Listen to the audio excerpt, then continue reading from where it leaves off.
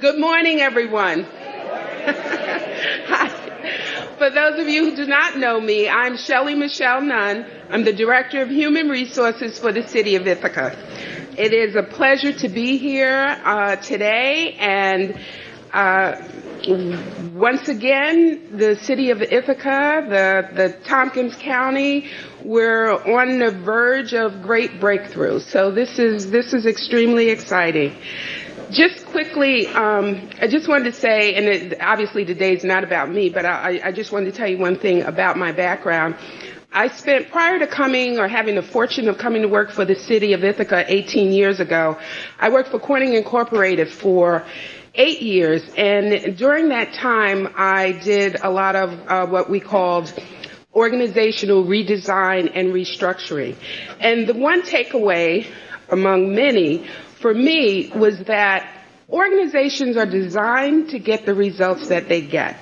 So if things are not, the outcomes are not what you want, then you really have to look at the systems, the rules, the policies, the procedures, the informational systems, the communication, and design them and set them up so that they will allow you to achieve what you want to accomplish.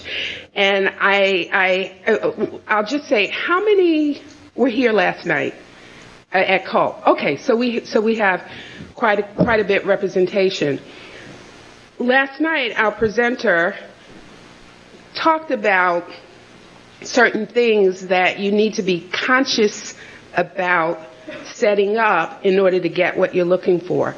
So it certainly is true to that. This particular topic, it's obvious that this is something that is near and dear to many of the hearts of the people in this community. By looking out and seeing who's here, we also have people watching this on live streaming who were not able to get here, but wanted to be here. I was told that there are more than 100 people on the waiting list. Unfortunately, not only do we have issues with housing, but we also have issues with conference space. So we're going to have, that's something else to add that we want to work on. We have a full house. We also have a full agenda. And as a result of that, we want to make sure that we move through this process. We are not going to solve everything today, but we hope that this will be a productive opportunity for us to begin to take the steps and come up with the ideas that will help us launch moving forward and hopefully solving this large social issue. Before I begin, I just want to do some house cleaning rules, and let me see if I can work this. Okay. First, I just need to let you know that there are bathrooms. There are bathrooms inside, over here to my right. There are a couple of the women and men's. There are also bathrooms outside, and what I have been assured is that they are bathrooms that you would want to use. There is warm or hot water available, so it's pretty, I'm told they're pretty nice. So if you don't worry about having to be inside, you can also go to nice accommodations outside. And I'm one of those people who don't do outhouses. I just don't. So I know that feeling.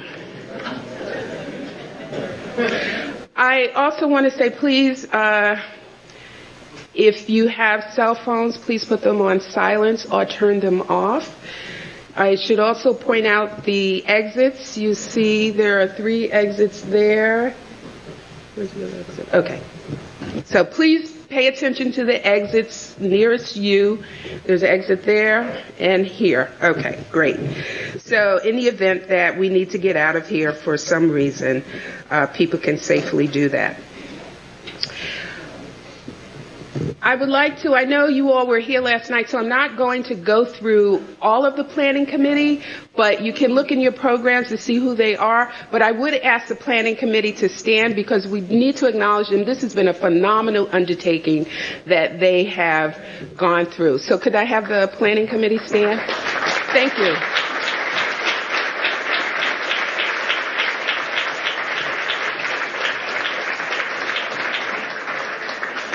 I would also let you know that you do have Wi-Fi availability. The password is GreenStar with a small G, although you should know the more people that utilize that will slow down that access. So if you have cell phones and need things more immediately, please feel free to use your phones. We have, as I said, there's a lot of people here, so we need to be considerate of individuals who would like to speak. Everybody's not going to have an opportunity to take as much time as our presenters, but we hope you will have enough opportunity to be succinct if you want to make comments, and also to ask questions that will really help us arrive at where we desire to go. Okay. I should also let you know, in your program there are summit procedure guidelines, and it's on page 6. I guess I have these glasses up here for a reason. I should use them. On page 6, briefly what it just says is that we are live streamed, which I mentioned, and if you know people who are out there who might be interested, feel free to text them or email them the information where they can access us on a live stream. We will have opportunities for questions and comments. On your tables and in your program, there's a card, and at various times you'll be asked to put a question, or if you have questions at any time throughout, you can write them down on those cards. We have a card team. Can I have the card team raise, sort of acknowledge or stand up and let people know who you are? These wonderful people will be going around and collecting your cards. In addition to and then the cards will be sorted, and I will have an opportunity to present your questions to the panelists. In addition to that, there will be opportunities to come forward and ask questions. We have a microphone here and a microphone at the other end of the room. And again, I ask, that we be conscious that we have limited time and we have a large number of people who are very, very, feel very strongly about this topic. So we hope that we will be able to get as many of you to ask your questions and make your comments during our time period. And there are evaluation forms. I'll talk a little bit more about those later in the day. But it's really important that we do get your feedback and the information that we're requesting on those forms. So we hope you will participate in that process. And also, if you fill them out, there's a little treat as a result of that at the end of the day.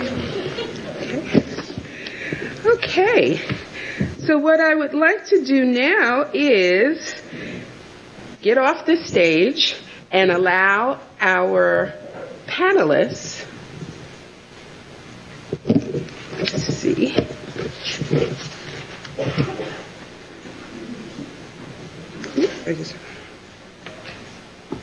So I want to invite the panelists to come to the stage, and I'll just brief introduction. As I said, I'm not going to stand up here and read bios, but our first panelist today is going to be Christopher Coase, who you heard speak last night. And the one thing there were several things that stood out for me, but I really appreciated his comment about, what he does is on a basis for his passion to develop inclusive and vibrant communities. And so I think that's what all of us here want for our community. So I'd like to invite Christopher Coase to come up on stage.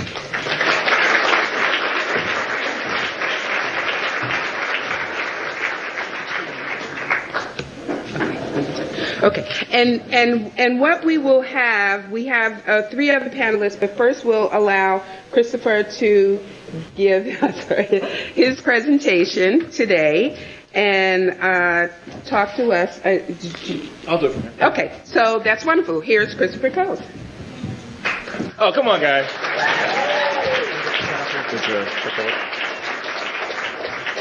How are you guys feeling this morning? Oh, how are you guys feeling this morning? Good. Good. I guess we all on our second cup of coffee for this morning. Just really quickly, by a show of hands, I missed this. How many of you were at the auditorium last night? Just show of hands. Oh, good. Now raise your hands down. Those who were not there, raise your hand. Okay, let's try this again. If you were there, raise your hand. Okay, put your hand down. Those who were not there and did not live stream, raise your hand. Okay, interesting. Okay, it's like, all right. That's really weird.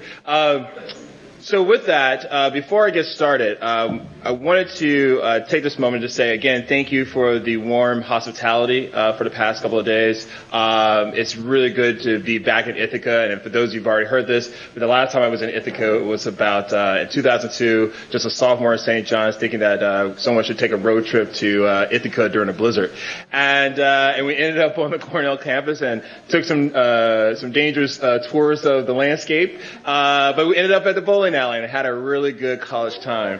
Unfortunately, many of you guys did not meet me at the bowling alley, so I was very disappointed in you who did not show up. Those who were last night, you know that joke. But more importantly, again, I just want to say thank you. But as was mentioned before, this is something that's very dear to me and I'm very passionate about, because I think this is by far one of the single greatest crises that we have in this country. How do we ensure that all Americans, regardless of race, creed, income, have the ability to enjoy life in a great quality of place? And the conversation you have kicked off last night and will be continuing to talk about for years to come is an important one. And it's one that requires an open mind, requires understanding that there's no silver bullet. So unfortunately, I know I'm supposed to be this DC expert that has been across the country and supposed to tell you, here are the 3 things you can do, and and I can go home and go back on my plane. Unfortunately, I'm not here to tell you that.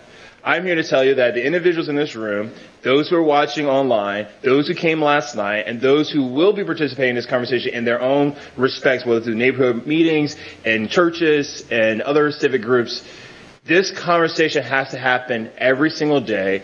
You have to bring new ideas to the table, and you have to have the flexibility, all understanding that you have one common goal. You want to create a Tompkins County that's accessible, inclusive, but also thriving and vibrant. So with that, I want to take a couple of slides from last night and really dive deep. So for those of you who did not attend, this is going to be a treat for you. For those who did attend, just bear with me for 5 minutes. I have some new materials. I feel like an artist up here, like, hey, I'm going to do my old hits and I'm going to do some new stuff. So with that being said, when we have this conversation about housing, I normally start off with this long list of why we're here. I talk about the fact that millennials want walkable urban communities now in grave numbers. Millennials don't want to drive anymore because, unfortunately, you can't drink and drive anymore. You can't text and drive anymore. You got to have an option, right? If you want to Snapchat, you can't Snapchat in the car anymore. So the car is no longer a happy place, as it used to be for our great-grandparents and so forth. But also, if you talk about baby boomers, those who were there last night, baby boomers don't want to be called senior citizens. What you guys are now? Adulthood stage 2. Yes. So, interesting enough, senior citizens don't want to have the old idea that your eyes get bad, you get in a car accident, your children get scared, they don't want you driving in the crazy congestion anymore, so they put you up in this great senior living home that's literally in the middle of nowhere, and you stay there and no one visits, and it gets a long story that we know what comes at the end. That's not the lifestyle of the baby boomers of today. They want to be active. They want to be vibrant. And so you now have 2 of the largest demographics coming and demanding for a product that we haven't been building for 60 years. That's what I normally do in like 20 slides. I'm really glad I got that down in 3 minutes. But more importantly, normally when I have this conversation is that traditionally in this country, our affordable housing policy has been predicated on the industrial economy. If you couldn't find a house near the factory that's sometimes located in the outskirts of the downtown adjacent communities, just keep driving. And you'll find something affordable. And at that point, the population was such that traffic wasn't all that bad on the freeways, right? Interesting enough, that has changed. And I think you all are seeing that today. And I really want to kind of make a critique of the current housing policy. As I said, drive till you qualify. That no longer works today. Now, I did my homework. And I looked at your housing costs. And I think still today it's safe to say this is your dominant affordable housing policy.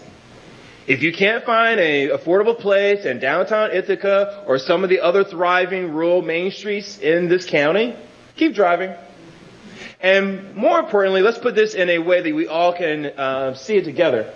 This is a snapshot of Tompkins County based on a housing and transportation index. What you see here, and I believe this works, yes. The areas that are in dark blue are communities that pay a significant portion of their household costs, their household income on housing. If you're in the lighter shades, here, that's where you find your affordable housing stock, right? Now, normally, this conversation about affordable housing stops. If you can't find a place here in Ithaca or some of the more popular suburban communities, keep driving. And I know many of you know what's out here. But we can't allow that conversation to stop just at the housing cost portion of your income. This slide is actually what happens when you combine your housing costs, your transportation costs. For the areas that are in darker blue, you're spending a larger share of your household income on housing and transportation. Where on this slide do you see that's most affordable? Now, interesting enough, this is a question I put to you. What is really affordable in this region? And one of the things you'll go on the website, you can go to cnt.org where you can put your address. Also, HUD has a similar location affordability index that you can use that they'll be using for a lot of new grants they're putting out. But on average, Tompkins County has a 50%, most of you are spending 50% of your household income on housing and transportation. If we're going to get to the point where you are thriving, that number has to come down. Many of you in this county and in this region are just surviving. And I put this in greater context. Traditionally, the average household spend less than 47% on housing and transportation. Specifically, on average, we spend about 32% on housing, about 19% on transportation. So you can see that your numbers are slightly higher than a national average. But this is critical. For those of you who are not in the average, you're actually on the outskirts, you will, in your what we call a drivable suburban area where you have to get in your car to go to point A to point B to point C back to point A, you're spending a higher portion of your income on transportation. But for those of you who are living in, let's say, some of the great rural town centers in this county or in downtown Ithaca, you're spending about the same on housing. However, your transportation costs dramatically reduces to about 9%. What does that mean? No, I don't think everyone works in Ithaca. If you lived in downtown Ithaca, the amount of money you're spending on your housing may be comparable to those who are outside, but you're saving a lot more on your transportation costs, which means now in your disposable income, you have 59% more in your pocket. That means you can spend more money at the coffee shop. That means you can buy fresher foods. That means you can go save money, that great American pastime. This is what you are up against when you talk about housing affordability. It's not just the cost of your home. It's the cost of what is coming out of your paycheck that doesn't make you thrive. And that's what you have to ask yourself. So when I go into some of these ideas about how you address housing affordability, don't always assume that it's how to make the house cheaper. It's not just that. I can give you really cheap houses in this county. But the question is, can I give you a really great house in a vibrant community that allows you to save more money? Okay? So with that, I use this as an example of some of the cities, based on the index that I just showed you, are considered most affordable. I know I asked this I asked this last night, so if you know the answer, don't say anything. For those who were not part of my presentation, can you tell me what is a common thread amongst all these cities? especially in the past 5 years. Someone say it out, shout it out. Someone said it, I heard it. Transportation. Each of these communities over the past 5 to 10 years have made significant investments in transportation in their high quality neighborhoods to reduce the transportation costs, therefore making them even more affordable for their residents. So that's something you also have to think about here. As you're thinking about a housing strategy, you cannot have a housing strategy unless you have an affordable transportation strategy along with it. Okay? Now, with that being said, let's continue. Today, I'm supposed to talk about a lot of examples of how places are actually addressing this. And I want to kind of then deviate from the discussion from yesterday, but I want to have a conversation. I believe, with just a quick time check, I have, 20 minutes left? Oh, I'm really good at this time thing. There are a couple things that you should be aware of. There are things you could do in the short term. 10 minutes, perfect. There are things you could do in the long term. And so with my remaining 10 minutes, I'm really going to highlight a couple items based on the tours I've been, had the privilege to work with Martha and a number of others, yesterday, and also do some research based on what I think might be most applicable here. So with that, some of the things that you guys all know is the standard housing tax credit. You better utilizing that. How many developers are in the room? Developers are in the room. Okay? How many of you have used the LIHTC program? Okay, 1, 2. Question is, how can we get more developers in this community to utilize that program? How many of you use those of you who are working with the city, show of hands? Okay, a few of you. Anyone in the housing department? Okay. He's like, I'm just one guy. The question is, HUD gives out a significant amount of dollars called HOME, which actually helps on providing low-interest loans and vouchers to support affordable housing for those who are 60% AMI and lower. There's also in the housing HUD program rental assistance grants. The question is, how are we aligning and ensuring that you're getting your fair share of dollars that are sitting on the table to help you in your affordable housing strategies? And before I keep going, I want to make sure I emphasize something that I said before. There are no silver bullets. These are all strategies that help address key components of your overall housing crisis, and them together will help solve the issue, address the issue. Again, I went on a tour. I had to say this. You got to have more pedestrian-friendly streets, meaning sidewalks, outside of the downtown core.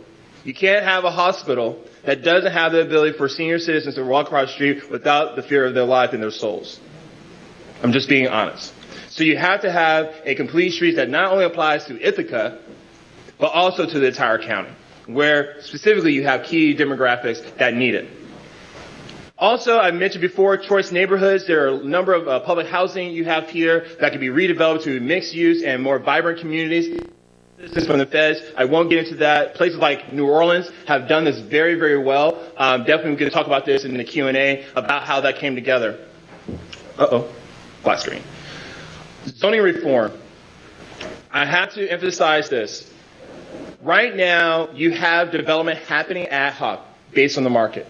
You as a community, as a county, have to make a decision of where you want your growth to go and how you want it to look like. What do you want it to look like?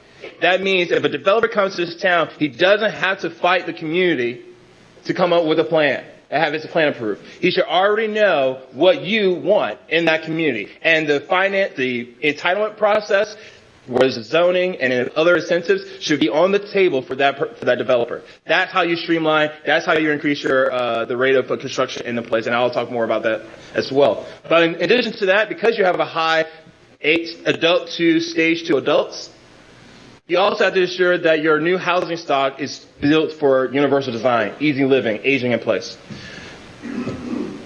One of the things I did notice while on the tour, you guys are building dwelling units, what we call granny flats. You have to accelerate that. Many of you came up to me after my presentation and talked about the fact that, look, you have these large-scale homes, you want to downsize, but you turn around and realize how big your building was, your tax bill is going to be. You decided, you know what, I'm not going to sell, I'm not going to leave, so I'm stuck.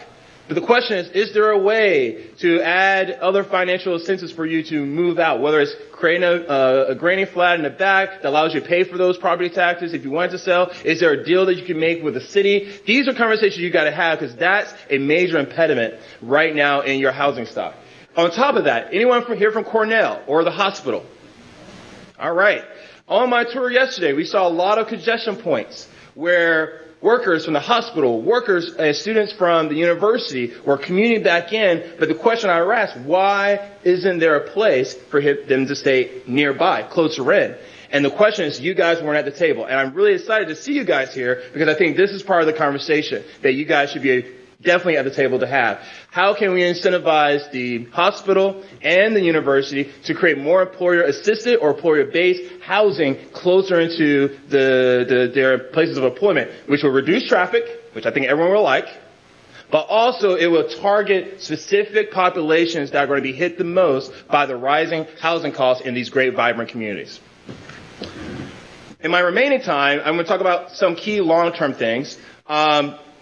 One, value capture is a very important thing that you should learn about. I won't spend a lot of time, but I will highlight that during the Q&A. That's an opportunity for the city or the economic development companies who are working with the development companies to actually capture some of the incremental land costs to actually recycle that into housing affordability. For example, in the city of DC, they have a housing trust fund that is used based on the development deals that takes a sliver, about 2 to 3% off the top, that gets recycled back into their housing fund that goes to actually either giving direct grants to residents or providing patient equity into projects. Now, as I said before, get more employers to locate near walkable urban places. So for Cornell, when you got your Maplewood, make sure that place is truly mixed use and is walkable and has easy access to the university, where I believe you now have 800 students, grad students that might be coming there, that they don't have to use a car. They actually do biking and walking and make sure that's easier for them to do. Last but not least, the most important thing, and I normally have a slide up here that shows this, the issue with walkable urban development is not that we don't have enough land. We have a lot of land. Generally, the big cost of walkable urbanism and why we see in gentrification is that 70% of the cost comes from the value of land. 30% is coming from the construction. Now, there's ways we can solve the construction piece, increasing the labor force in the building construction and building trades. But on the land side, the question is, America has a lot of land. We stole it fair and square. The question is, why don't we have enough walkable urban places? And that's our issue. We have plenty of affordable drivable suburban, but we don't have plenty of affordable walkable urban. And that's your mission. How can you create more walkable urban places within a county, but not just in a county, but within the region, so that you all can bring your total costs down? So with my remaining 2 minutes, perfect, I'm really good at this. These are some of the cities. One thing I want you to understand, that you're not going to solve this by building big skyscrapers. You're missing the middle, the 5 to 12 unit building. Figure out a way to get the small scale developer engaged in this conversation. And these are just some examples I'm just going to go through where small scale development. Some of these houses look like some of the prototypes I've seen here regionally. Converted them into mixed use. They've used a number of programs like HUD. HUD just recently made modifications to their MAP 21, which is their underwriting process for small-scale development, that allows small developers to use more of the commercial space to underwrite their affordable housing units. If you're unaware of that and how to access that, come talk to me. We have a whole training program to give developers access to that and understand that program. But and here's just a couple quick things. Again, as I said before, higher density, smaller units, dwelling units, inclusionary housing. But I want to end on this note. Somerville is one of the last projects I've been working on addressing gentrification in communities. And one of my theories has been the issue around gentrification is not just the fact that land cost is going up, people can't afford it. It's that gentrification, unmanaged, is displacement. And the question is, how can we manage growth and change? And in order to do that, you have to have a conversation with the community. Not just parts of the community, not just some people who are coming to the meetings, but the entire community. And one of the things I want to end on, and I know I don't have too much time, so I'll hopefully get to talk about this in the Q&A, but one of the things we did in Somerville was actually we brought the community together, and we asked them very simply, what's the thing that you care most about your neighborhood, particularly in Union Square, that you want to protect? And for them, there were two issues. They wanted more jobs because they were a bedroom community, and they want to ensure that those who are small-scale entrepreneurs or small businesses had a place to live in that community and had a place to do their businesses. So those two big priorities, they came together and developed their own strategy, their plan for their neighborhood. And because of that, now they have a document where they can walk to the developer, to the city, to the state, to the federal government and say, this is what we need and what we require if you want to do business or live in this community. The question I have for you, after this summit, are you as a county or your respected neighborhoods getting together and creating your own plan of how you're going to manage growth? And that, until then, is the challenge. Thank you, and I look forward to the conversation.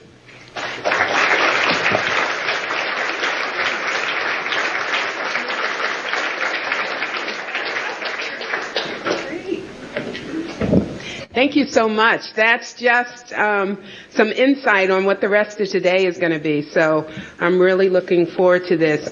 In terms of the panel, what we'll do is have each panelist come up one at a time and do their presentation. At the end of that, they will sit down and you will be able to come forward to the microphones if you have questions. I would encourage you to, write down your questions throughout the day, and at some points you'll come to the mic. At other points we will be collecting cards, okay? So our next panelist is Ed Marks, and those of you who were there last night had an opportunity to hear Ed speak about some of the findings that they have had. Really interesting information. Ed?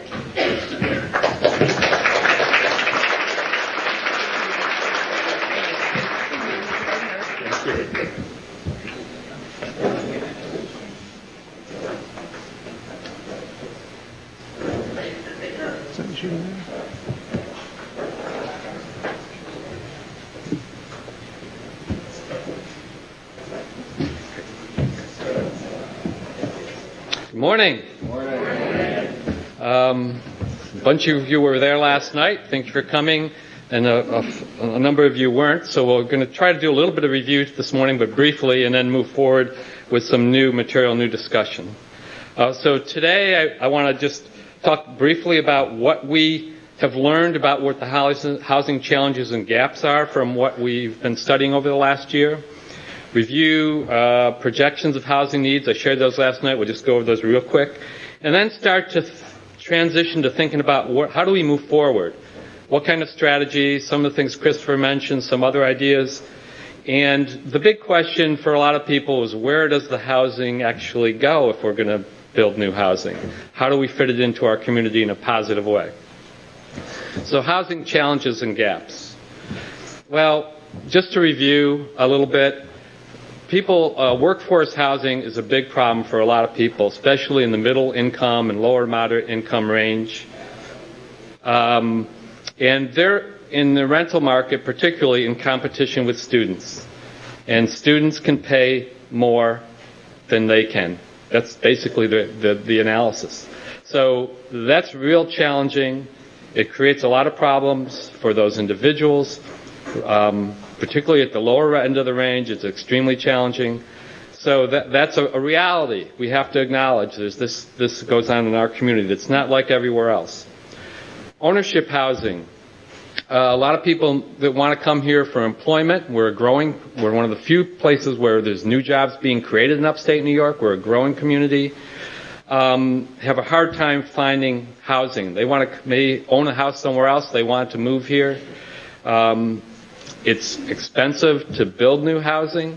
There's not a lot available in the resale market. We hear from realtors the supply isn't what they need, what they could sell if it was available.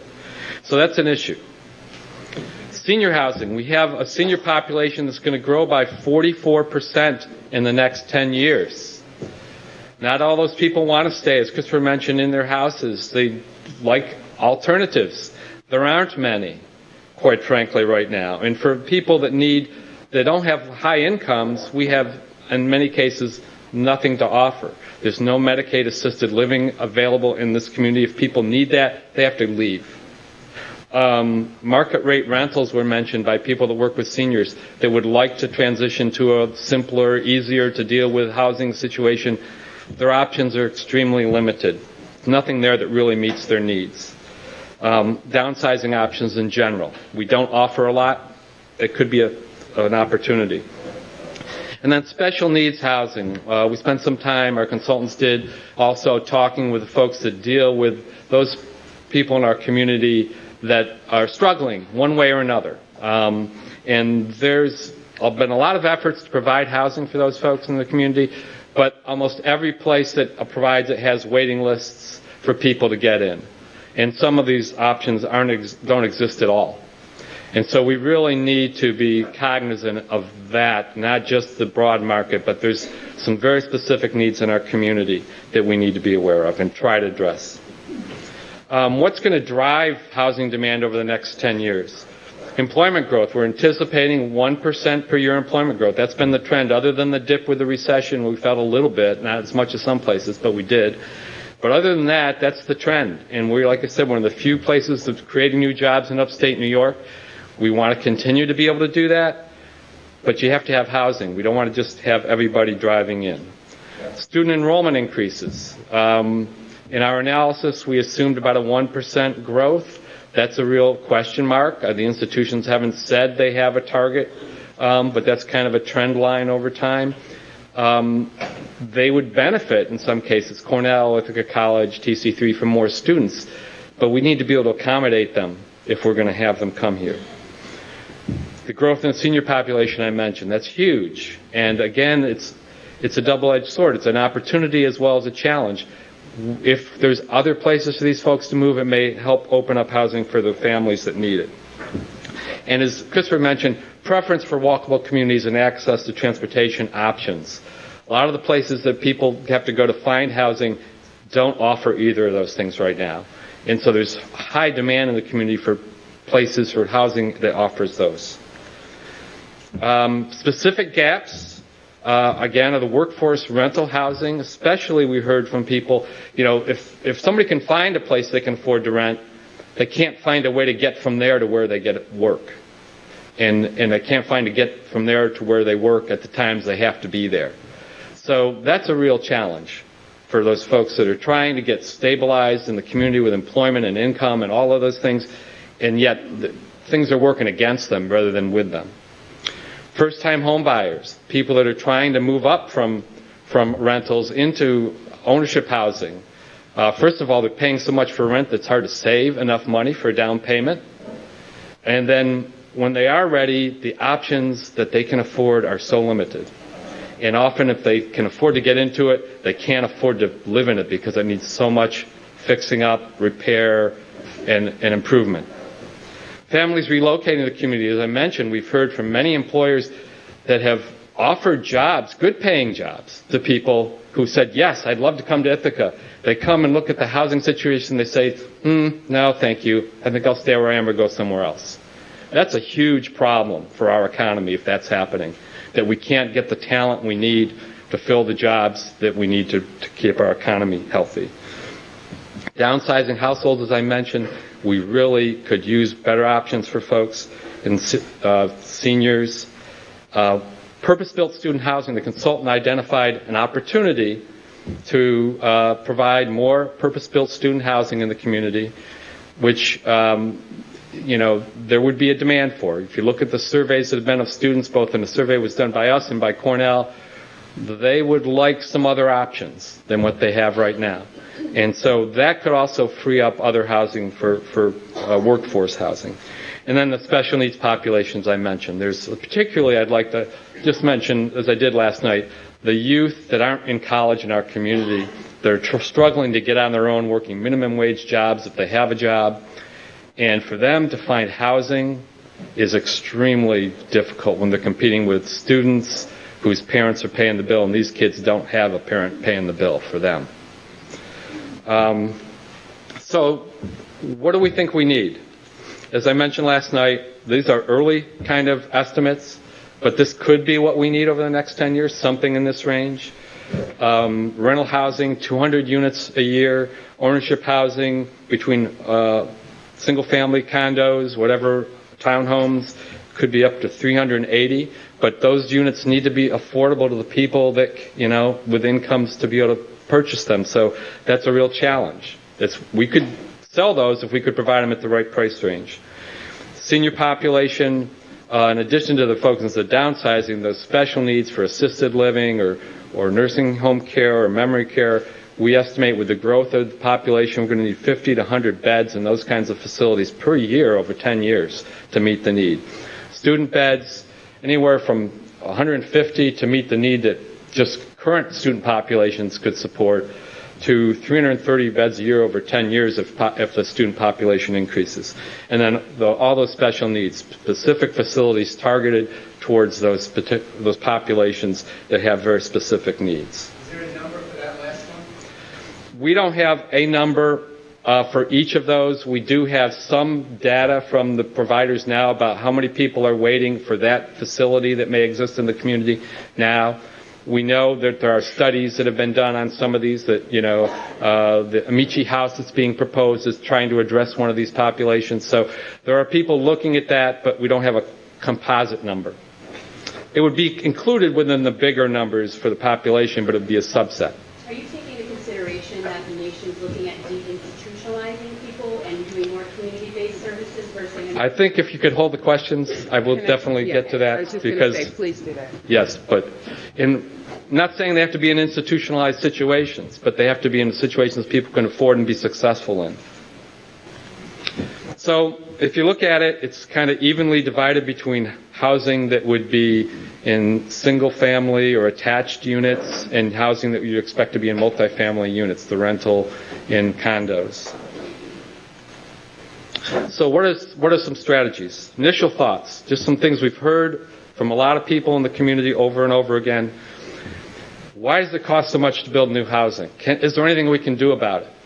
We hear about labor costs being very high, land costs being very high, the development review process imposing costs that are very high. Not sure which of those we can control, but we need to look closely at that and see if there's any of them that we can, or we can provide ways to underwrite some of those costs. Neighborhood opposition. We've had several projects in this community that developers spent a lot of time on, and they didn't succeed. They failed. They didn't get approved. They didn't go forward, largely because of neighborhood opposition. I'm not putting the blame on anyone here. It could be that there's people who are resistant and maybe need to open their minds a little bit. It also could be the communities haven't done the planning they need to do to make sure things fit in. So there's work to be done there. Insufficient state and federal funding support. We've tapped out tax credits pretty well in this community. The competition in the state is huge for tax credit projects. We've done pretty well. There's just, federal government and state government have kind of stepped away from their responsibility in many ways for especially the lower income, and that's a huge challenge. But those people that do get assistance, rental assistance, a lot of the landlords in this community won't accept it. So their options are narrowed right from the start. And that's part of the competition with students. There's people that have housing vouchers that they can't get into housing. Property taxes have been mentioned, especially school taxes, as being really high and driving the increases in rents. Something we got to acknowledge and think about. Competition from students, as I mentioned, providing better student options may help.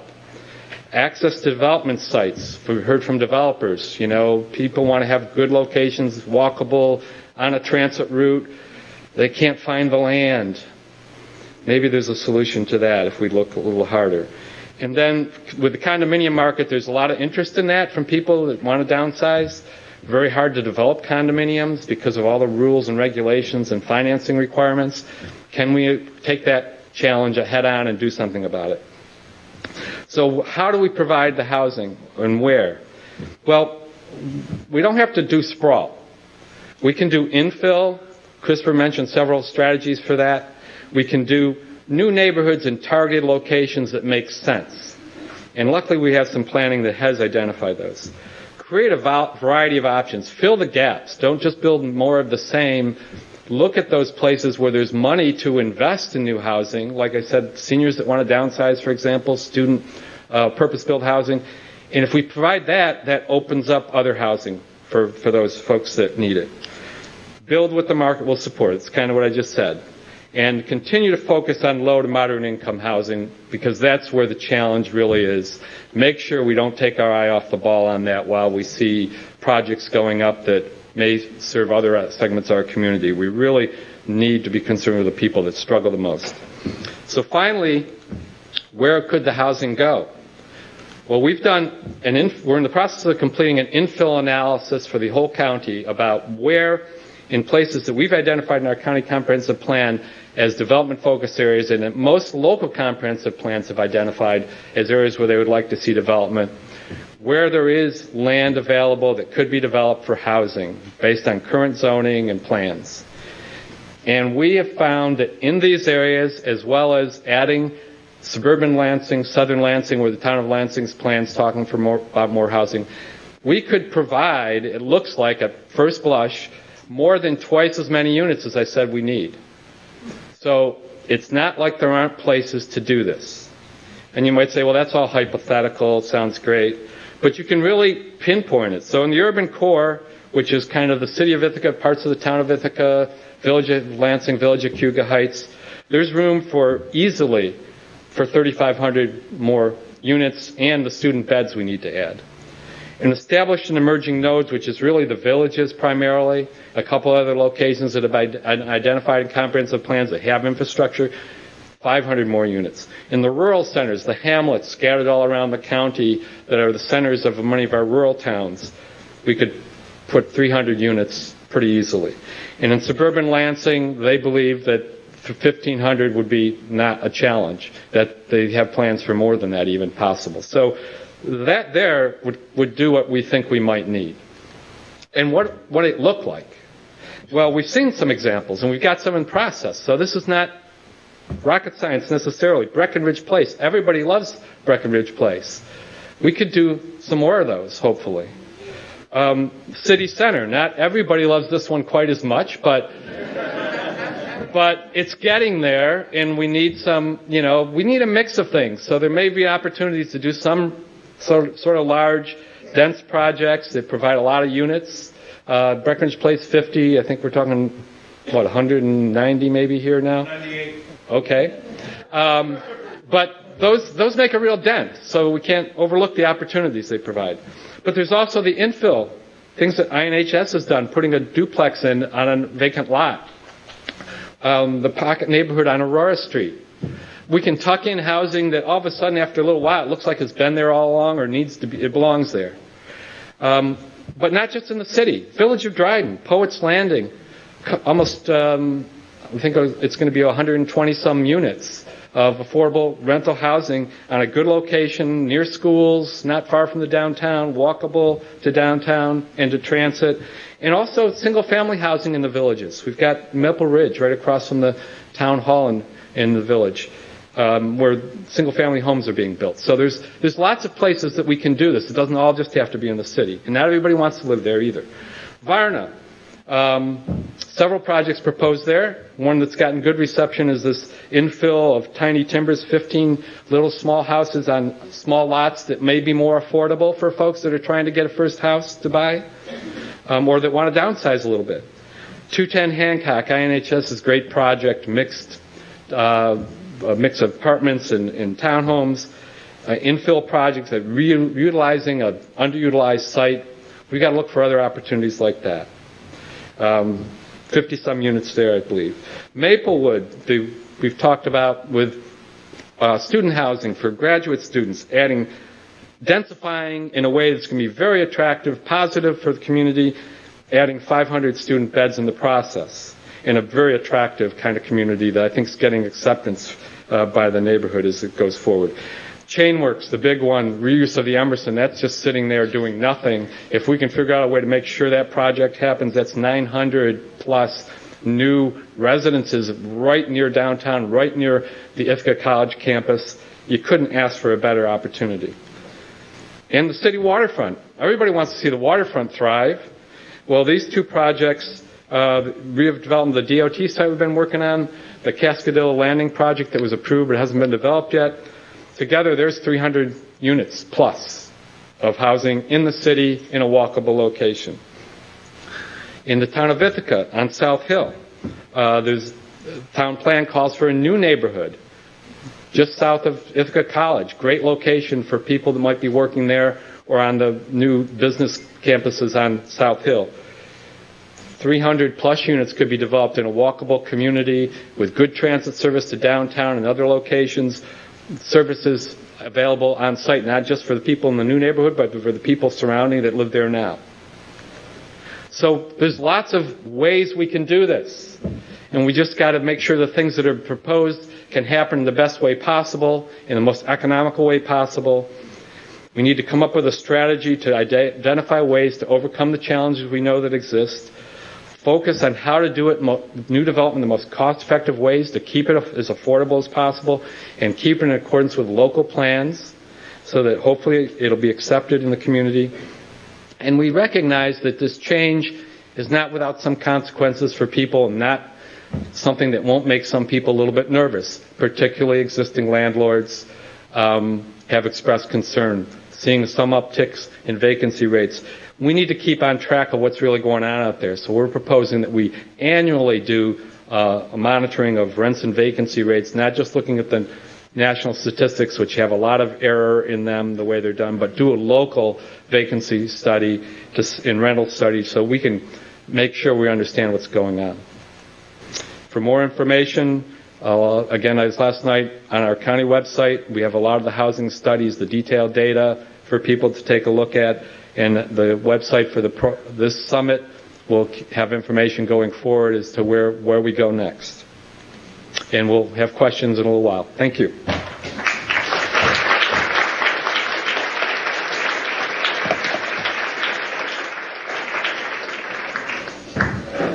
Boy, lots of good information. I really appreciate the enthusiasm of this audience. I know we're giving you a lot of details and information, and that is generating questions. But at this time, because the presenters are restricted to a certain time frame, we're going to try and get through the presentations without questions, and then afterwards they will all come up, and you will be able to have at them. Okay. I just want to do a check. Is Ryan? Oh, hi. Great. I didn't say. Wonderful. He did. Wonderful. So next, our next panelist is Ryan Lombardi from Cornell University, and Ryan will talk to us about the work that is happening up at Cornell. So, thank you.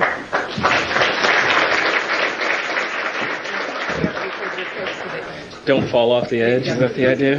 I'll try not to. I appreciate the warning, though.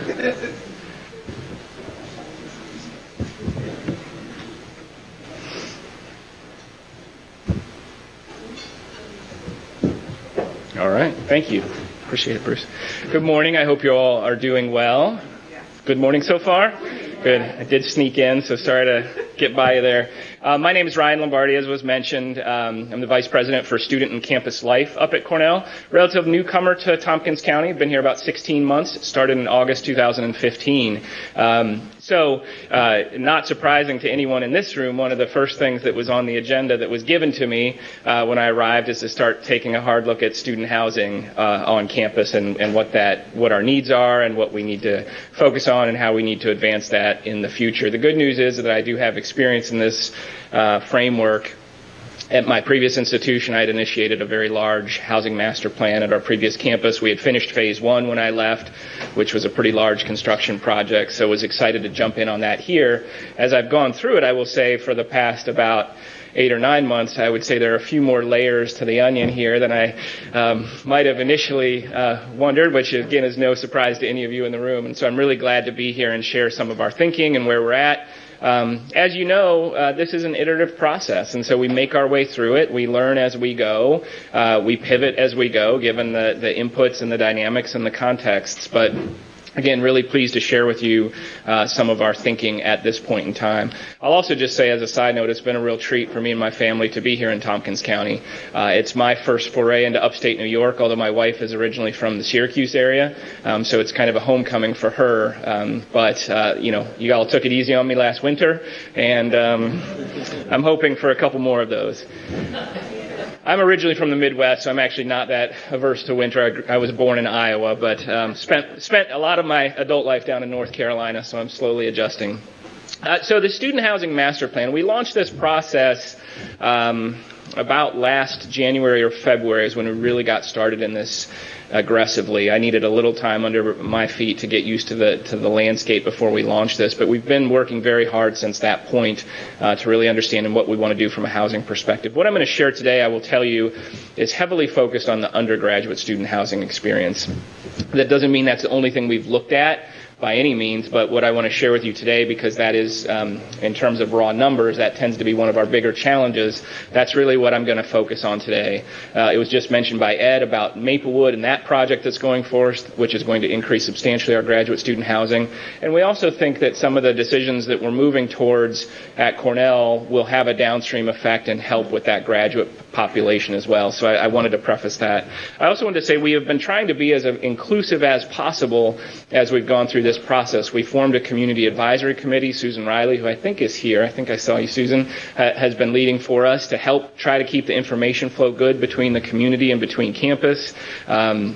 We've held some open forums on campus as we've evolved and tried to be pretty transparent with this. Of course, it's difficult. We have lots of folks that we're answering to with our board of trustees and with our constituents, with the community, and trying to balance that all as we go along, and being cautious at the same point not to suggest, because plans do constantly evolve and shift, that we don't want to put a stake in the ground and say this is it, undoubtedly, unquestionably. We want to give ourselves flexibility as this evolves. So just a couple of ways I wanted to preface this. So as we started out thinking about the future of housing at Cornell, the first thing that we were required to do is really step back and think about what we want this residential experience to be.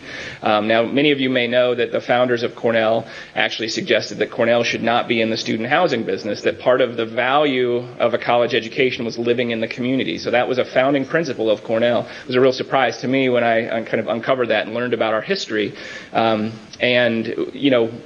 we needed to step back and say, look, are we going to stay true to that principle, or do we really want to move in a different direction? And in some ways, the university obviously has moved in a different direction. Some would argue not quite enough, and that's what we're going to talk about. So we first talk about the principles that are important to us from a sense of the student experience. Many of these principles that you see on the screen are actually already in place and have been in place for upwards of 2 decades. So these are not necessarily new, but the ones that are bolded and underlined are the areas that we honed in on that we feel like we need to do a better job of moving forward. So we currently do guarantee on-campus housing to both our first and second year undergraduate students. We actually don't have enough capacity to meet that guarantee if all of them took us up on that. So as an example here, we want to make sure that that's a guarantee that we can actually meet. Similarly, with transfer students, we used to guarantee housing for transfer students coming, and we've had to back away from that just because of the capacity crunch on campus. So we first started to look at these principles, and I'm not going to read through them all because you can do that as I'm speaking, and made sure we were clear about what we were trying to create as a residential experience on the Cornell campus. And then that starts to get us into some elements programmatically of what that experience might look like. And again, I'm not going to read through all these because you can do that, but the bolded and underlined are newer programmatic components that we want to think about incorporating as we move forward and think about the future of housing on campus. When the North Campus, it's been really interesting for me too, because I was recruited and hired in by President Garrett when she was taking office, and obviously, we had a tragedy there. I've had the privilege to work with President Rawlings since last April, and it's interesting that we're having this conversation given that he was the president when the North Campus Residential Initiative was put in place, the West Campus House System was put in place, so it's been really informative to have that conversation.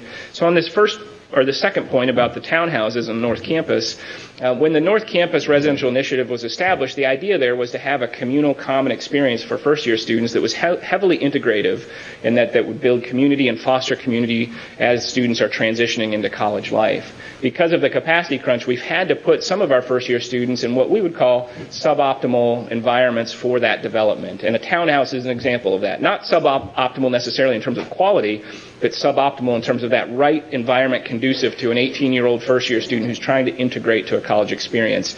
And putting them in an apartment-style unit where they're fairly isolated from their peers is not necessarily a good way to help those students integrate into a communal experience.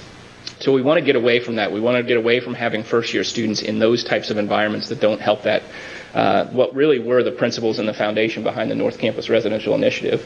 And we've also heard a lot of interest from our second-year students about being able to stay in one place a little longer than they currently, actually all students, being able to stay in one place a little bit longer than they currently can. A lot of our students talk about, and in our survey and in our work here, talked about feeling like they always have one foot out the door when it comes to their housing. So as soon as they get housing for 1 year, they have to start thinking ahead to the next year, and they never really even feel like they have a home base or that they can establish themselves or do anything like that. So this concept of more second-year students on North Campus is a concept that we've been developing as we think about providing that option for our students. Many of you may be surprised to know, because the perception now is that all freshmen live up on North, everyone else lives on West, or then moves into College Town, etc. We actually have 800 non-first-year students already living on North Campus right now. So a lot of people are surprised by that. There's a perception that it's only first-year students up there, and that's not the case.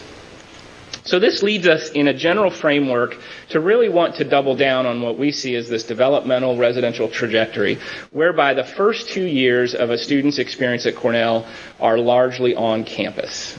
We think that that's appropriate for their development and their integration into the Cornell community and into the Tompkins County community, because they're trying to get their feet on the ground. They're trying to figure out and get confidence in the classroom and with their peer groups and all these types of elements. And in our perspective, the last thing we need to be adding to their lives in terms of high stress is housing and where they're going to live down the road. So we'd like to get ourselves to a point where the first 2 years, students are on campus, immersed in that residential environment. And then the second 2 years are largely in an off-campus experience, with a caveat there, because right now, our juniors and seniors, we house about 1,200 juniors and seniors on campus right now. And those are fairly intentional numbers for us, a lot of RAs, but also students who want to continue with a co-op or a fraternity or a sorority or in a program house or something along those lines. And we want to continue to support that level of junior and senior engagement in those third and fourth years. But again, acknowledging that the vast majority of those third and fourth years is when developmentally students can start to branch out a little bit and have a greater variety of options, think about more autonomy and independence, which fits very appropriately with their developmental trajectory.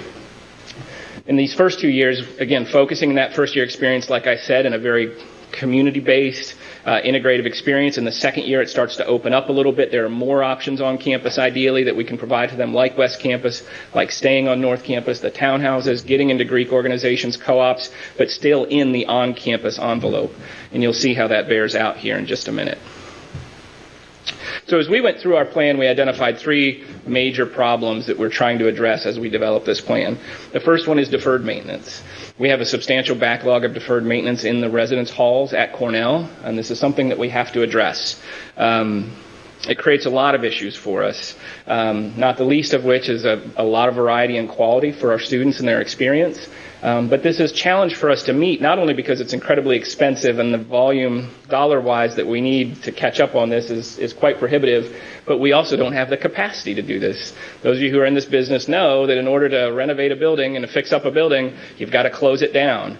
And if you do that, you've displaced X number of students who were living in that building. So before we can even start to address this, even if we had the financial resources to do so, we need more capacity just to be able to empty some of those buildings out and then renovate them.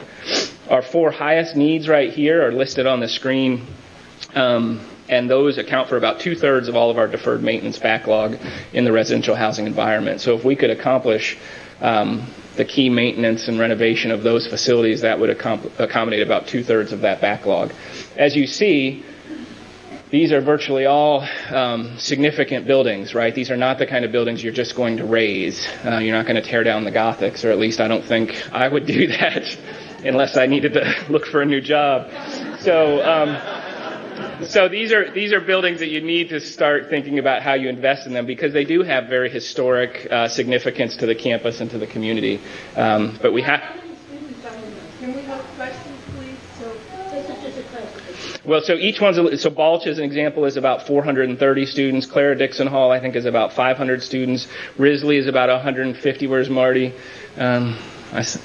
200, and then the West Campus Gothics in some are about 500, I think. So you need a swing space to the factor of a 450 to 500 person capacity growth just to start addressing some of this deferred maintenance. So then the next issue that we need to begin to solve for is capacity growth for current students. We know that many more students would like to live on campus than currently we can accommodate. We also know that the fact that we don't have more capacity creates all sorts of other impacts on the campus and on the community, much of which is what we're here talking about today. So we think that we want to increase the number of sophomores living on campus. I mentioned that, getting the first-year students out of the townhouses. We've maximized what we like to call in our work, maximized our residence halls, meaning sometimes we've converted spaces that were originally designed for 2 students into 3 students. We'd like to de-densify those a little bit. We know if we continue to build and do some of this that we also have update needs in other areas of student life, like dining, like recreation, and we'd also like more flexibility around additional themed group housing. This capacity crunch, and I'm not going to say a lot about this in terms of its outward effect on the community, because I think you all very keenly feel that and are aware of that. It puts this pressure, this upward pressure on the community in terms of the rents and the occupancies and all that types of stuff. It also puts a lot of stress on our students, of course, and this is going back to what I said, where our students, our class of 2020 who just arrived this fall, within the first couple weeks of their landing at Cornell, they already have to start thinking about where they're going to live in that second year. And if they're thinking about signing a lease off campus, if they're a year out, if they let that lap, if they start thinking about it now, they're behind the curve on that.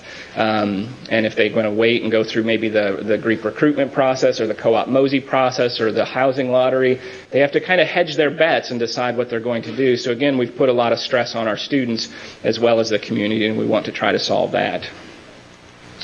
Just to give you a sense of our occupancy as it stands currently with our current capacity, this gives you some framework for what we do accommodate on campus. So essentially what we're talking about with this plan is taking this sophomore bar that's currently at about 59% of our sophomores living on campus and moving that virtually all the way to the right, so that we would be accommodating 100% of our sophomores on campus and not changing anything else on here. So keeping the first year experience the way it is, and like I said, maintaining a fairly steady state of juniors and seniors. And we think that, of course, it might not solve all the issues, but we think it would make a significant enhancement to that student experience and then have an outward effect on the community experience as well. And the last thing I want to accommodate for, as I think about this, is any growth that might occur in the future. That's part of the challenge, and as I've learned a little bit about Cornell and how it's grown over the years, if you look back at the last 10 years and just a steady growth that's happened over that time has exacerbated this challenge and this capacity issue that we've had. And so what we want to do as we develop this plan is make sure that we build in room for growth to happen without that putting further strain or exacerbating the issue we have today. So in other words, if there's going to be growth, we want to be able to accommodate that for that in whatever we do on campus. And I know there are always a lot of questions about what's the growth, what's that going to look like, how's that going to be. The provost is working through that right now with the campus and with the college deans. It's his desire to be strategic in this. And I think what's happened over the last 10 years is that it's just kind of crept up year after year, not necessarily in a strategic to say we're going to grow this much and then move towards that target. It's just happened kind of incrementally and added to. So the provost is trying to take a very strategic approach this time around with that growth so that, again, that we can meet whatever demand that places on the housing inventory. So those are our 3 key issues that we're going to be trying to solve in the plan that we are putting together. So what that leads us to is think about where we can, if you go back just to show you the percentages, where we could build enough housing to move that that sophomore bar to the right, you can get a sense of the factor of what we're talking there, about 1,400 beds, just given today's current enrollment and where we could do that. So then we start to look at siting options and what that might look like. That quickly moves us towards North Campus. When we look at where we have land available and relatively easily developable, and when I say that, doesn't require tens of millions of dollars up front just to prep the sites and do those types of things, it really puts us up on the North Campus community as a viable place for us to grow this on-campus capacity. You see the types of factors we were looking at there in terms of assessing sites that might be viable. And then moving on here to give you a sense of what we're talking about. So this image represents what would look like a full build-out if we were to be able to accomplish that full growth of accommodating all sophomores on campus and what that would look like up on North Campus. If you see right here, these are the townhouses where the laser pointer is. Those are currently the townhouses. I mentioned of the 300 beds there right now, 248 of them are filled with first-year students. We want to get those first-year students out of there, convert those to sophomore housing, build some new residence halls around Lot CC and around the RPCC Center here, primarily for sophomore housing. Additional dining to support. When we start to grow that much on-campus capacity, you're going to need additional dining. We can't support all that through our existing dining in RPCC, and also adding another first-year residence hall over in this vicinity next to Appel Fields. And the reason we color-coded this is so you see that we really still are trying to maintain some cohesion around a first-year experience, where the first-year students all live in this kind of corridor that you can see lined up here, but then also create a very attractive sophomore village up on North Campus as well that would accommodate that growth in sophomores who stay on campus in the future. Part of the attraction of doing so is having the kinds of living environments like townhouses that are more attractive to sophomores, more independence, new dining. One thing that will be coming into play at some point in this is recreation, enhanced recreation facilities up in that neighborhood as well. So this represents a pretty ambitious plan. This is a concept that we're exploring right now. This isn't a done deal. So again, in that spirit of what I said at the beginning, you start to show these things and everyone zooms in on it's done and it's fully baked. That's not the case. This is a concept, and through our housing master planning process, a concept that's gotten a lot of support and that people, including our students, feel generally would start to really help, and that in our community conversations would dramatically start to help this crunch and this pressure that we have from a housing perspective. We're very much getting into the conversation of how we might accomplish this. This is kind of a what this might look like, how we might accomplish this in the future. And obviously that is also a very robust conversation we're having, because we're talking about that brings in financing and affordability and all those types of things. What we know we can't do is put this all on the backs of our students in terms of just, shooting our housing rates up through the roof or anything along those lines. So we really have to be creative in thinking about how we might solve this kind of a growth that we would hope to achieve through our planning process. So that is a summary of where Cornell is at right now. We've got a concept. We've got kind of some hopes and aspirations of what we hope to accomplish as we move along. And we'll be continuing to have conversations on campus and in the community and with our board to understand how we might accomplish that concept as we go forward.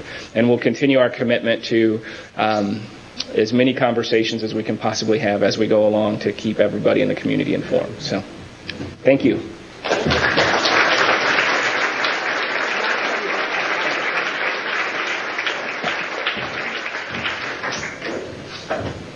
Thank you, Ryan. This Q&A session, when we get to it, it's really going to be quite enlightening. And I just want to reiterate, I know people have questions, and I really apologize for this, but if you could hold your questions and your clarifications until we get to that section, that's greatly appreciated, because we're limited time, and I have a nickname of General, so I can be a little bit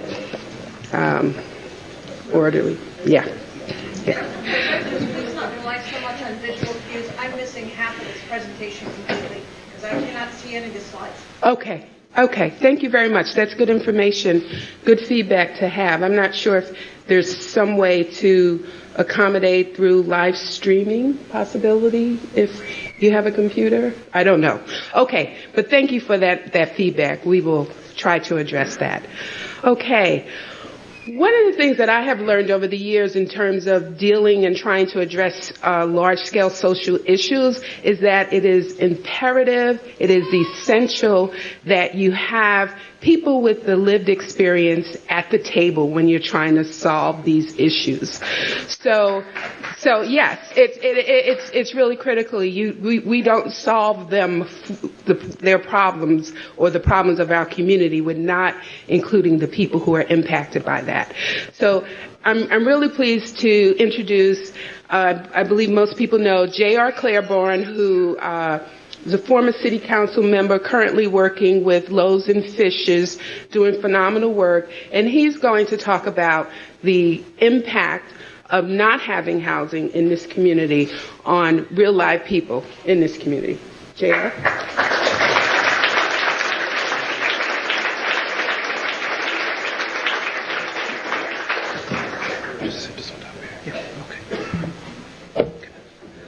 All right. Good morning, everybody. Oh, wow. Okay. A lot of people know me. I like that. Good morning. We're all here this morning. And there are a lot of you here this morning. So I want to say thank you to those of you who came out this morning to talk about, as we say, a place for all of us, housing by choice or by chance. I was asked to speak to you this morning by drawing on my experience, as Shelley said. I'm a 20-year member of this community, I can say now, just this summer, just August. As a former member of Common Council, where I served representing the downtown for the past 10 years. And in my current stead as the advocacy coordinator for Loaves and Fishes in Tompkins County. I'm also here to speak to you because I did that one thing that as a volunteer you're not supposed to do. I said something. And I said something at the planning committee meeting, and I got a phone call later on that said, hey, we were talking about what you said, and we liked it. We liked it so much that we want you to handle that. So here I am. So today you're hearing from several people today about different areas of housing. You're hearing about government, finance, higher education, real estate, just to name a few areas. My concern centered around who is missing. Who is missing from this list? So I have the honor this morning to introduce to you another group of folks. I call them the impacted. These are folks who are from the gap populations that Ed Marks talked about earlier. These are people who are feeling daily, more than daily in some respects, the brunt of our housing or the lack of housing choice. These are folks who come from low to middle incomes, professionals, renters, landlords, families, people reentering our community, and many more areas. In fact, we have a panel of folks this morning that I'll get to introduce to you who will share some of their stories and dealing with some of the hardships of searching for housing, searching for affordable and secure and accessible housing in Tompkins County. But first, I get to take my turn of being the messenger. In my time here, I've seen people look long and hard, and unsuccessfully at times, at finding quality housing so that they could find quality housing that they could afford and access. I've seen neighborhoods partially turn over. I've seen people pushed out of Ithaca, particularly people of color, because they simply could not afford to hold on to their housing. And not all of these folks left the area. A lot of them just moved down the road to the next municipality. Some people have been pushed as far as the next counties, our neighboring counties. The result of that is a change in the fabric and the feel of our community. Where's Gibran at?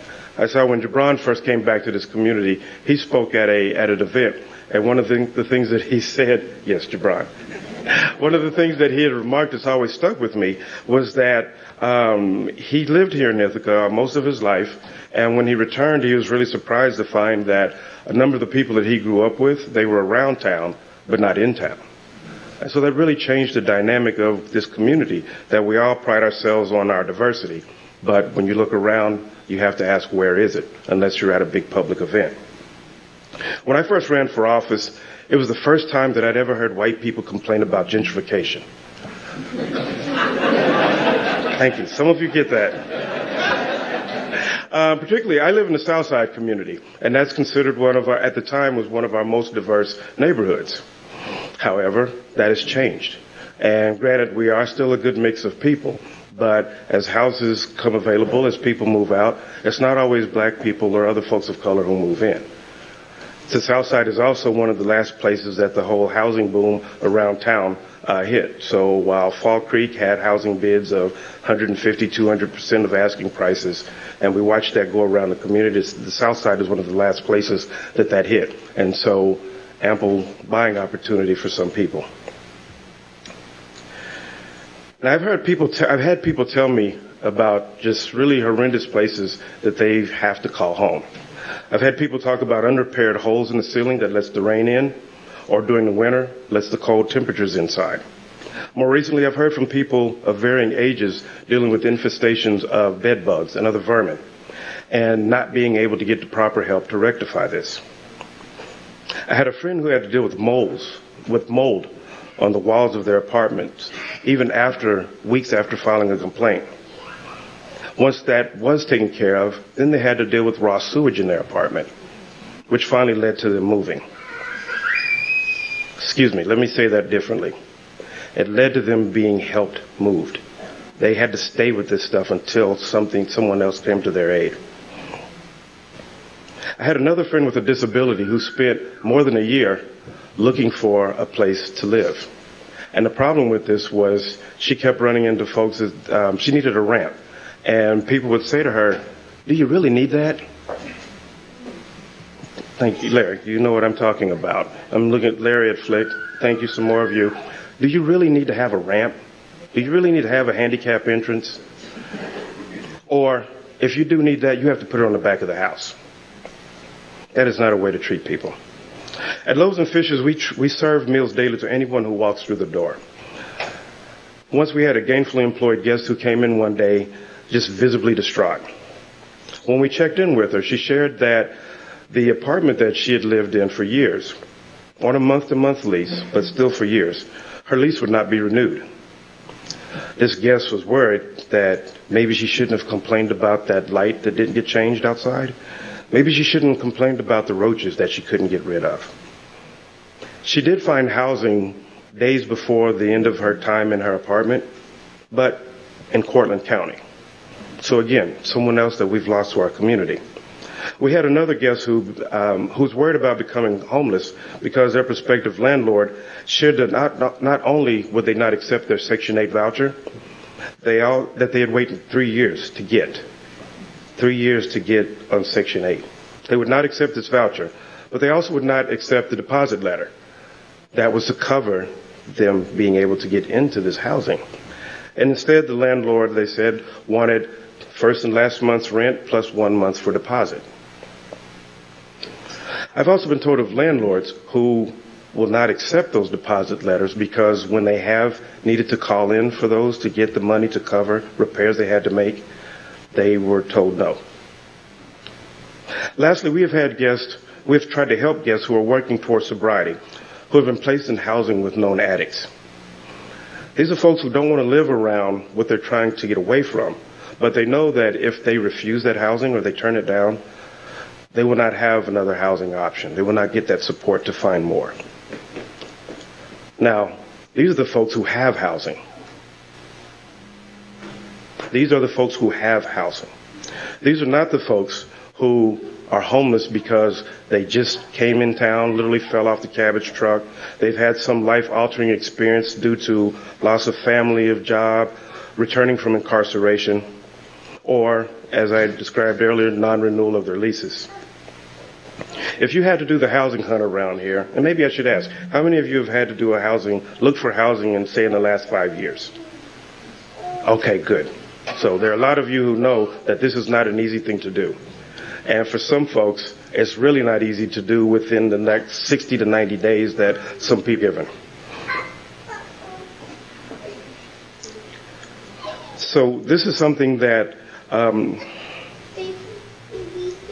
excuse me, I'm thinking of some of the other people that we have. And the thing is, it's really it's a shame because you have people who are trying to figure out how to find housing in addition to other things that are happening in their life. These are people who are dealing with trying to regain their children, trying to gain sobriety, trying to find a job, or finding somewhere to live that's on the bus route so that they can actually keep their job. Because a lot of people, once they find housing, they're off the bus route, they're 2-3 miles out, and they can't get back in town, or they work a late shift when the buses don't run. So this is just a smattering of the situations that I'm familiar with. But there are a number of folks who actually did submit to Facebook or turned in stories to some of the others of us on the planning committee that I was asked to share. So here are some. Adson posted, I live on West State Street in an apartment that costs $800 a month for a small studio, but I can't afford to move out. I work almost 60 hours a week between 2 jobs that both barely pay the minimum wage, and I can still barely afford this place and to eat. If Ithaca made a real effort to pay its working people a living wage, it wouldn't hurt as much. But still, renters are biased towards working people and would rather have students with rich parents living in their building. I grew up in Ithaca, and it's a shame that I can't afford to live on a street renamed after a man who fought for economic equality as well as racial equality. But of course, no one ever calls it Martin Luther King Street. I do, by the way, but I follow the sentiment. Edwin posted, as for an ex-con, I've been looking for a place to call my own, and I don't get the gratitude like others do. I am treated like an outsider because of my background as an ex-felon. I'm couch hopping until my time is noticed as a human being. I am excluded as a productive citizen in society due to the past choices that I've made. I would like society to see me as a person. Angelina posted, I can tell you we are struggling, stuck in a lease for an apartment that we cannot afford, looking for one that we can. We found one out in the middle of nowhere, but hey, at least it's affordable. Of course, after setting up the appointments to sign the lease and give the security deposit, we're told Cornell actually owns the place and isn't interested in renting to anyone. It is cruel. They don't care how much life they suck out of this area and the townies, so long as the students have the housing and money pumping into their schools. It is disgusting. Deb Dietrich of OAR, let's see if Deb is in here. She shared with us that recently a female client who lives in Dryden came in looking for help with housing because she needed to get out of her current situation. She said there was visible mold throughout her room and there were holes in the ceiling and the walls in the closet. The mold was affecting her breathing and she was constantly getting sick. Shortly afterwards, another client came in who lives in the city. He said he could no longer stay at the place DSS had approved for him because there was mold in his room and he was hospitalized for breathing issues. Tammy Baker, who's our community outreach work with Family and Children Services. Hello, Tammy. She shared a story about a man who has his own checkered past, but he's trying to live life differently.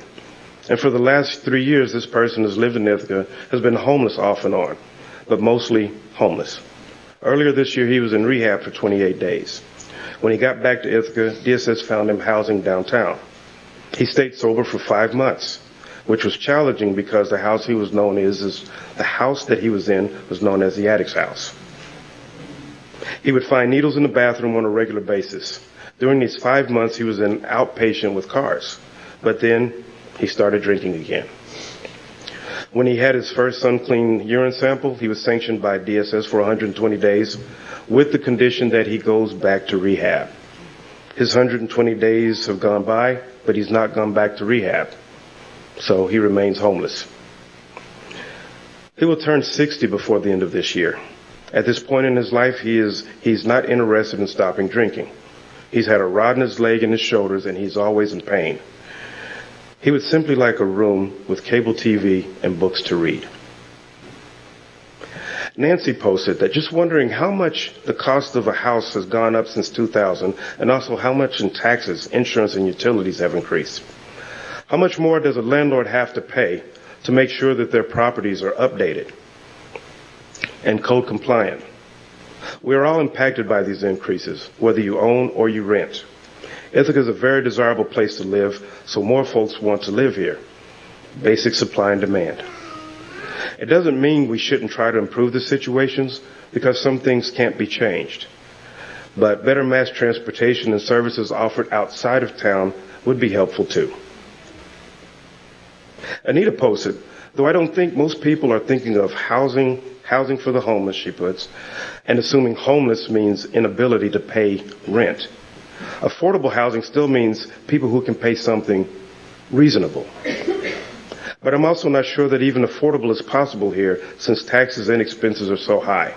I don't think any of the landlords here are making a killing, but most of us are just trying to cover our expenses.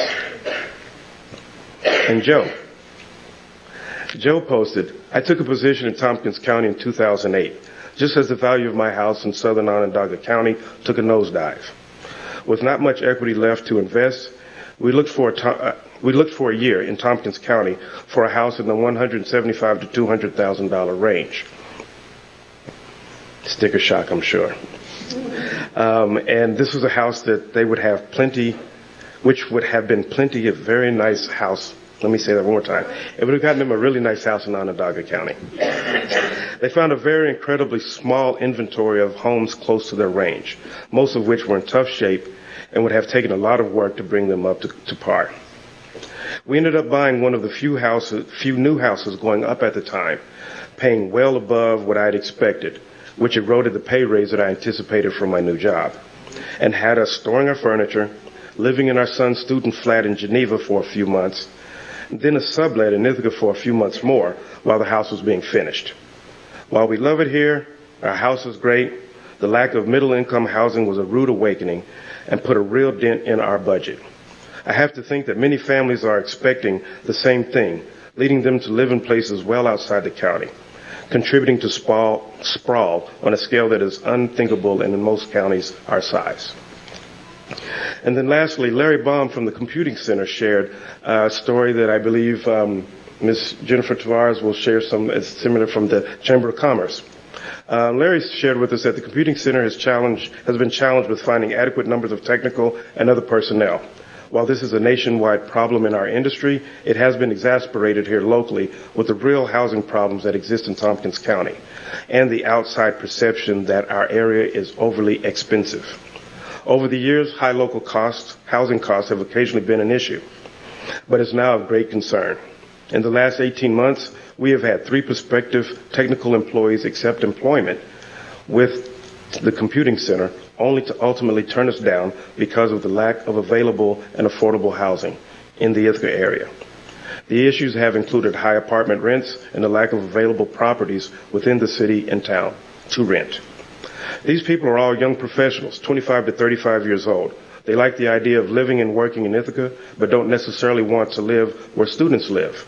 Some have families and want to be closer to schools and other families with young children. To put this into a financial context, these aren't entry-level positions. These are mid-level positions for individuals with some experience. Salaries range from $45,000 to $65,000 annually with full benefits. Our total financial package is currently competitive with other employers in our area. So these are real-life stories, and they are plentiful. These situations do not discriminate. Today, this conversation that we're having today will give us a chance to correct the rumors, hopefully, and create some new relationships, and give us the opportunity to put goodwill into action. Our residents here are looking for affordable, accessible, and stable housing, which will help them participate and build this great community. They feel a pride in being a part of here, and they will contribute positively, like we all do. But, lest any of us feel immune or otherwise secure in our current status in life, I would like to leave you with one passage. There, but for the grace of God, go I. Thank you.